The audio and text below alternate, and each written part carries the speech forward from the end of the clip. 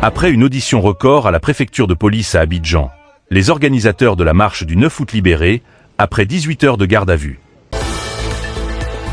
Damana Picasse, Koua Justin, Daï Nestor, Lasme Blaise, membre de la direction du Parti des peuples africains Côte d'Ivoire, le député PDCI Dia Oufouet et Douyouniquez Dissamba David, militants du Parti démocratique de Côte d'Ivoire, tous membres de l'équipe d'organisation du Front commun du PPACI et du PDCI, ont quitté la préfecture de police d'Abobo aux Aurores ce mercredi 6 août 2025 aux environs de 5h30, après une audition marathon de 18 heures sans interruption.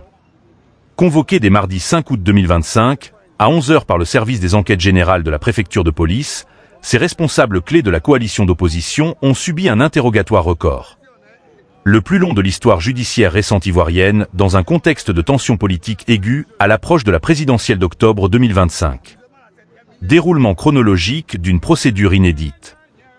Les 6 militants, dont le vice-président du PPACI Damana Adia Picasse et le député PDCI Dia Oufouet, ont été entendus sans relâche de 11h mardi 5 août 2025 à 5h30 mercredi 6 août 2025. En soutien, des centaines de sympathisants ont veillé toute la nuit devant la préfecture, formant un cordon solidaire pour exiger la libération des dirigeants.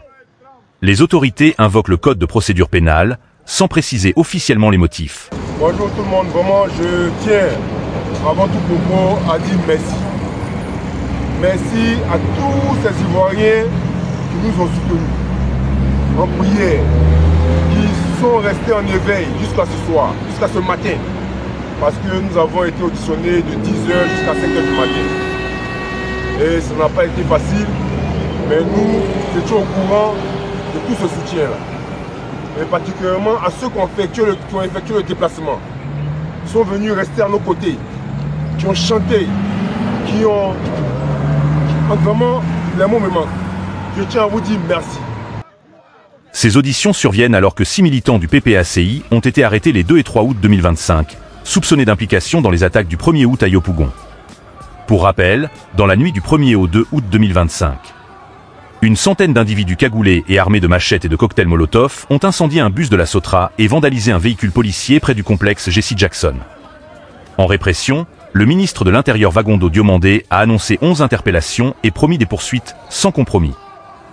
La RTI a diffusé des aveux télévisés d'un suspect, dénoncé comme manipulé par l'opposition. Au cours d'une conférence de presse animée le dimanche 3 août 2025, le PPACI a rejeté toute responsabilité, qualifiant les arrestations de « mise en scène » pour discréditer la lutte démocratique. Malgré les pressions, le Front commun maintient sa manifestation pacifique autorisée par le gouvernement, mais sous restriction. Le plus important, c'est que nous restions mobilisés, concentrés sur l'objectif principal, qui est la marche du samedi 9 août 2025. Il faudrait que vous soyez mobilisés. Mobilisés de Sakidiba jusqu'à Figayo, afin que nous puissions démontrer à la face du monde que les Ivoiriens sont debout. Vraiment, nous comptons sur vous pour cette belle mobilisation et de la manière que vous nous avez soutenus, nous espérons que vous puissiez le démontrer physiquement ce samedi 9. Nous comptons sur vous pour une marche pacifique, en paix. C'est juste pour démontrer que les Ivoiriens aspirent à un dialogue politique vrai et sincère, afin qu'on puisse avoir des élections inclusives, afin que tous nos leaders puissent y participer et ces élections puissent se passer de manière paisible et que le meilleur gagne. Je vous remercie et que Dieu vous bénisse. La lutte continue.